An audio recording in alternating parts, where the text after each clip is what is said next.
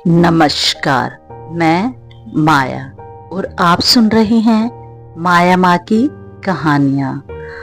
इस श्रृंखला को आगे बढ़ाते हुए हम सुनेंगे कहानी समझौता नहीं समर्पण।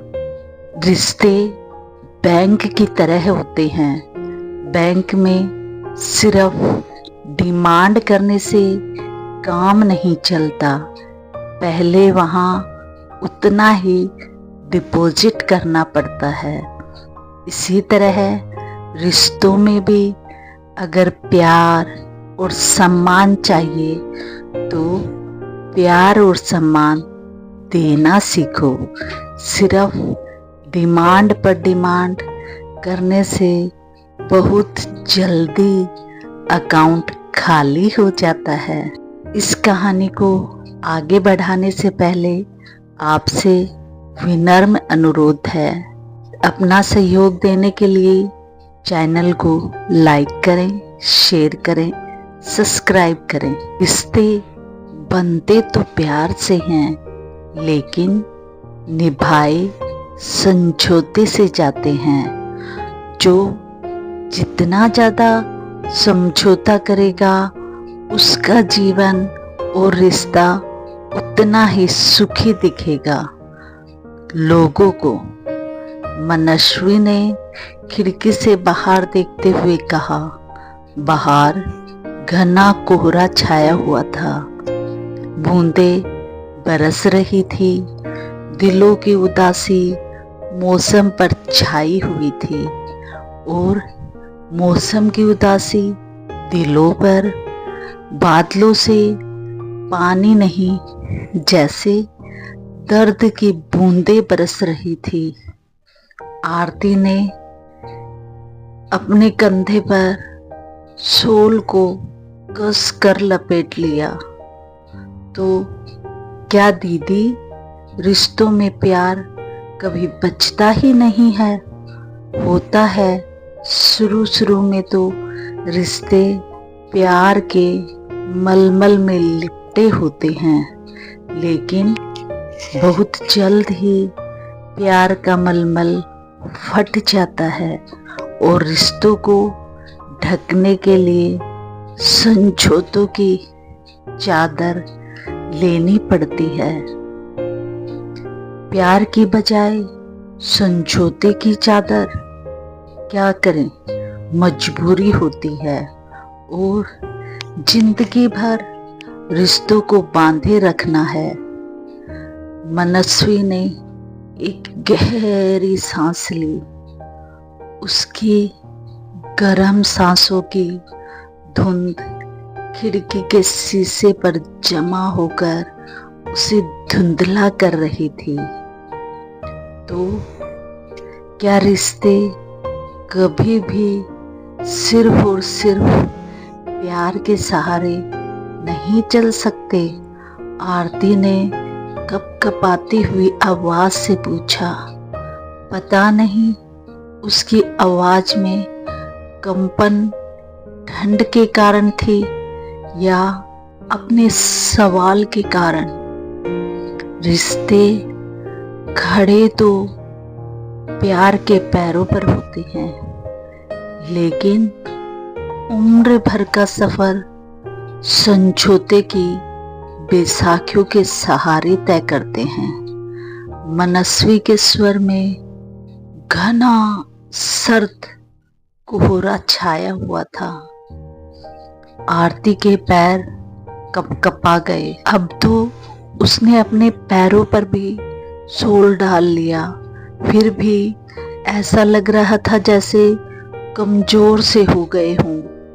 पता नहीं उठकर चल पाएंगे या नहीं। बाहर छाया कोहरा दोनों के सीने में जम गया था। लाइब्रेरी की किताबें भी अपने अपने पन्नों को समेटकर अलमारियों में दुबकी पड़ी थी। मन में छाया अंधेरा अब डूबती शाम का घनघोर अंधेरा बनकर कमरे में उतर गया। तुम दोनों यहाँ अंधेरे में बैठी क्या कर रही हो? मैं कब से तुम दोनों को सब ओर ढूंढ रही हूँ, और बैठी ही हो तो कम से कम बत्ती तो जला लेती। शाम की चाय का भी तुम्हें होश नहीं रहा आज। अम्मा ने आकर लाइब्रेरी की बत्ती जलाकर थोड़े रोष भरे स्वर में कहा, फिर मनस्वी की ओर संदेह भरी दृष्टि से देखा। मनस्वी उनकी दृष्टि में छिपे अर्थ को समझकर मन ही मन चिढ़ रही थी। अचानक अम्मा के आने से आरती शर्मिंदा होकर हड़बड़ा गई। बातों में शाम कब इतनी गहरा गई पता ही नहीं चला। माफ करना अम्मा, दीदी से बातें करते हुए समय का ख्याल ही नहीं रहा। मैं अभी चाय का इंतजाम कर देती हूँ। आरती उठकर बाहर जाने लगी। चाय हो चुकी है, तुम दोनों के लिए बाहर टेबल पर रखी है, चलकर पी लो। अम्मा का स्वर काफी कुछ ठंडा हो चला था, मगर उनकी आंखों का रोष अब भी मनस्वी के चेहरे पर जमा हुआ था। आजकल वे देख रही थी आरती कुछ परेशान और उदास सी लगती है। आकाश से भी कुछ खिंची खिंची सी रहती है। नई नई शादी है, एक दूसरे को समझने में, सामंजस्य बिठाने में थोड़ा समय तो लगता ही है। यही सोचकर उन्होंने आरती से कुछ पूछा नहीं। यूं भी किसी के निजी जीवन में दखल देना उसके स्वभाव में नहीं था, लेकिन अब देख रही है मनस्वी जब से आई है, आरती के चेहरे की उदासी दिनों दिन गहराती जा रही है। जब भी मनस्वी आती है, आरती के चेहरे पर उदासी की चादर खिंच जाती है। 6 महीने ही तो हुए हैं आरती को आकाश की बहू बनाकर घर लाई हूँ, और आकाश की शादी से साल भर पहले बेटी मनस्वी की शादी हुई थी। जितना होनहार और समझदार दामाद मिला, उतनी ही प्यारी बहू भी मिली है। आरती घर की परंपराओं का पूरे मनोयोग से पालन करती है, घर के प्रति सारे कर्तव्य निभाती है, लेकिन 2-3 महीनों से वे देख रही थी आरती बुझी बुझी सी रहती है, और जब भी मनस्वी आती है तब दोनों में पता नहीं क्या बातें होती हैं। आरती और अधिक उदास हो जाती है। मनस्वी खुद भी तो वैसी ही खुश दिखाई नहीं देती जैसी अभय जैसा पति मिलने के बाद उसे दिखना चाहिए। क्या करें, मनस्वी बहुत डिमांडिंग है, रिश्तों से हर बात में बहुत ज़्यादा उम्मीदें रखती है। हर रिश्ते में उसे लगता है कि सामने वाला उसे हथेली पर लेकर घूमता रहे। उस पर भी छोटी छोटी बातों में उसके अहम को ठेस लगती है और मुंह फुलाकर बैठ जाती है, और वह अपने आप को और दूसरों को दुखी करती रहती है। बचपन से ही उसे समझाने का बहुत प्रयत्न किया उन्होंने, लेकिन वह नहीं सुधरी। वो तो भला वो अभय जैसे समझदार पति का, जो तब भी हर स्थिति को संभाल लेता है, वरना भगवान जाने मनस्वी के ससुराल में क्या हाल होता। फिर भी अभय के आगे उन्हें कभी कभी अपराध बोध होने लगता है। मनस्वी की नादानियों को तो वो कितनी समझदारी से संभाल लेता है। रात के खाने के टेबल पर अभय, आकाश और बाबूजी ने मिलकर मजेदार बातों से माहौल को काफी हल्का फुल्का कर दिया था। यूं भी घर की तीनों औरतों के मन पर छाए अपनी अपनी चिंताओं के बादलों की उन्हें कोई खबर नहीं थी। वे तीनों तो अपने ही मस्ती में मस्त थे। डिनर के बाद अभय मनस्वी को लेकर घर चला गया। अम्मा ने राहत की सांस ली। अगर मनस्वी यहाँ रहती तो आरती और उसमें फिर पति पत्नी के संबंधों को लेकर बात होती और अपने डिमांडिंग नेचर के कारण वह आरती को भी गलत राय देती। अम्मा के मन में अपनी बेटी के प्रति ऐसे विचार चल रहे थे क्योंकि वो अपनी बेटी को अच्छी तरह जानती थी। उस रात देर तक आरती को नींद नहीं आई। रिश्ते संजोतों की चादर ओढ़ लेते हैं, संजोतों की बैसाखियां लेकर चलना पड़ता है। बस यही सब उसके मनः स्थिति में चलता रहा।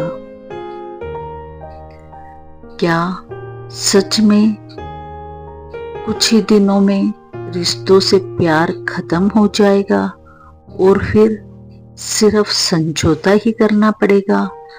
आकाश के साथ क्या हर बात में सिर्फ एडजस्ट ही करना होगा? सुबह की चाय से लेकर रात के बिस्तर तक हर बात सिर झुकाकर माननी पड़ेगी? लोगों के सामने यह भ्रम बना रह सकता है कि हम दोनों पति पत्नी आदर्श पति पत्नी हैं। ऐसे तो साथ सुख न होकर बोझ बन जाएगा। 2 दिन पहले की ही बात है। एक जगह शादी में जाना था। आरती ने अपनी पसंद की साड़ी और गहने निकाल कर रखे थे। दोपहर से ही लगी हुई थी, लेकिन ऑफिस से आते ही आकाश ने उसकी पसंद के बजाय अपनी पसंद की साड़ी पहनने को कहा। अब कपड़े भी दूसरे की मर्जी से पहनने पड़ेंगे क्या? फिर आकाश ने पूछा था कि मैं क्या पहनूं, लेकिन आरती ने उस पर अपनी पसंद नहीं थोपी। कहा, जो मन हो पहन लीजिए। एक दिन उसका मनोहर डेरे में खाना खाने का मन था, लेकिन आकाश ने उसे बड़े होटल में खाना खिलाया। ऐसी कितनी ही बातें हैं जो हर रोज होती हैं। आरती को ही आखिर समझौता करना पड़ता है, लेकिन ये सारी बातें कहे तो किससे कहे, कौन समझेगा? बस एक मनस्वी दीदी ही है जिससे बातें करके थोड़ा मन हल्का हो जाता है। वे ही समझती हैं आरती को। 7-8 दिन बाद मनस्वी फिर आई। एक ही शहर में ब्याही थी तो आना जाना तो लगा ही रहता था। दिन में दोनों शॉपिंग करने गई और फिर 4 बजे तक घर आ गई। आरती ने सबके लिए चाय बनाई। अम्मा बाबूजी को उनके कमरों में चाय देकर आरती अपनी ओर मनस्वी की चाय लेकर बेडरूम में आ गई। दोनों बातें करने लगे।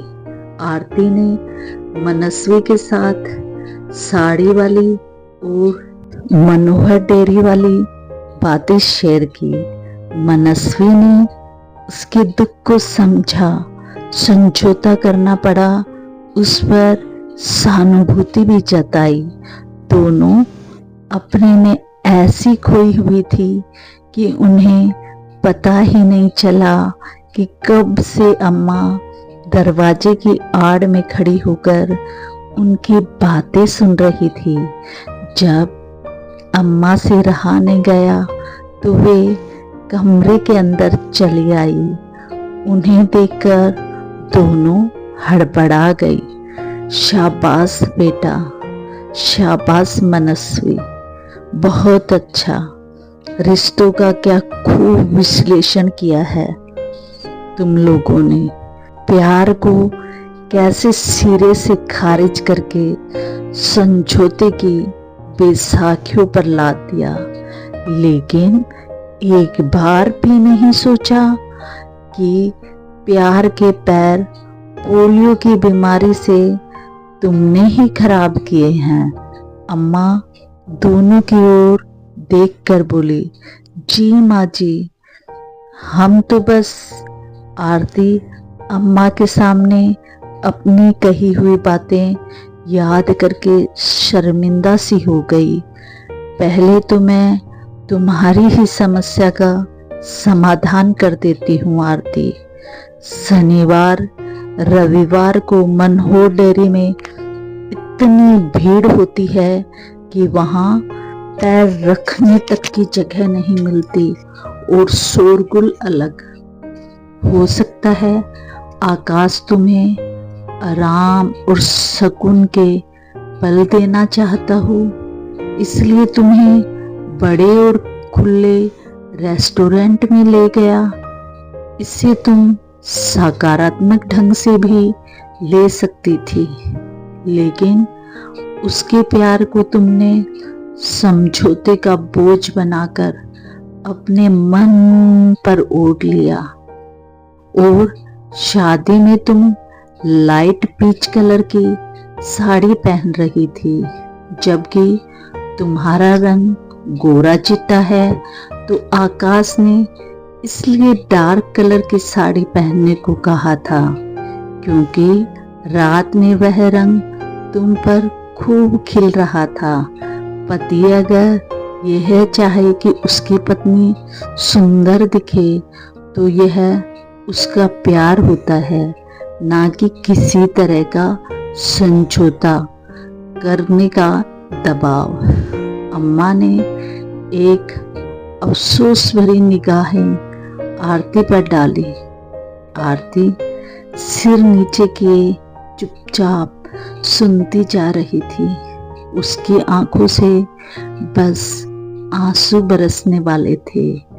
किसी अपने की खुशी के लिए उसकी कोई बात मान लेना समझौता नहीं है, सहज समर्पण होता है। मगर तुम समझौते और समर्पण के बीच के अंतर को समझ ही नहीं पाते हो। समर्पण में आपसी सामंजस्य होता है और हर रिश्ता आपसी सामंजस्य से ही निभाया जाता है। उससे रिश्तों में प्रेम बना रहता है। इसलिए अगर रिश्ते में समझौते की बैसाखी थाम लोगे तो दोष तुम्हारा है, रिश्ते का नहीं। अम्मा मनस्वी की ओर कठोर स्वर में बोलती है, रिश्ते बैंक की तरह होते हैं। बैंक में सिर्फ डिमांड करने से काम नहीं चलता, पहले वहाँ उतना डिपॉजिट भी करना पड़ता है। इसी तरह रिश्तों में अगर प्यार और सम्मान चाहिए तो प्यार और सम्मान देना भी सीखो। इसीलिए बेटी, तेरे सारे रिश्ते बिगड़े हुए हैं। तू अपनी सास ससुर से नहीं बोलती, जब भी मौका मिलता है काम चोरी से यहाँ खिसक लेती है। सिर्फ डिमांड ही डिमांड करने से बहुत जल्दी अकाउंट तेरा खाली हो जाएगा और तुम खाली रह जाएगी। अम्मा ने एक बार फिर मनस्वी पर कटाक्ष किया। मनस्वी गर्दन झुकाए चुपचाप सुन रही थी और आरती की आंखों से आंसू लगातार बह रहे थे। हलवे में अगर मिठास चाहिए तो उसमें चीनी मिलानी होगी। बेटी, मिला चीनी अपने रिश्तों में। करेले का रस मिलाकर मिठास की उम्मीद नहीं करनी चाहिए। इतना ज्यादा डिमांडिंग बनोगे मनस्वी तो रिश्तों और जीवन में हमेशा कड़वाहट व दूरियां ही हासिल होंगी, क्योंकि तुम देना नहीं जानती, सिर्फ लेने की इच्छा रखती हो। अम्मा एक गहरी सांस भर के बोली, काश मैं अपनी बेटी को समझा पाने में सक्षम होती। समझौते का जहर अपने दिमाग से निकालकर समर्पण के रेशमी धागों में बंध कर प्रेम को सहजना सीखोगी तो दाम्पत्य जीवन का सफर उम्र भर प्यार से चलता रहेगा। कहकर अम्मा कमरे से बाहर चली गई। मनस्वी और आरती अपराध बोध से सिर झुकाए खड़ी थी, लेकिन घने कोहरे को चीरकर सुनहरी धूप के समान दोनों के मन में अम्मा समर्पण के रेशमी धागे बुनने में सफल हो चुकी थी। वह अपने प्यारे रिश्तों को समझौतों की बैसाखियां मत दो, समर्पण का रेशम धागा दो। रिश्ते तोड़ेंगे, क्योंकि कोई भी दो व्यक्ति एक जैसे नहीं हो सकते। उन्हें एक दूसरे के प्रति अपने रिश्ते निभाने के लिए समर्पण करना ही पड़ता है। धन्यवाद। आप सभी से विनम्र अनुरोध है कि आप ऐसी कहानियाँ सुनते रहने के लिए चैनल को लाइक कीजिए, शेयर कीजिए और सब्सक्राइब कीजिए।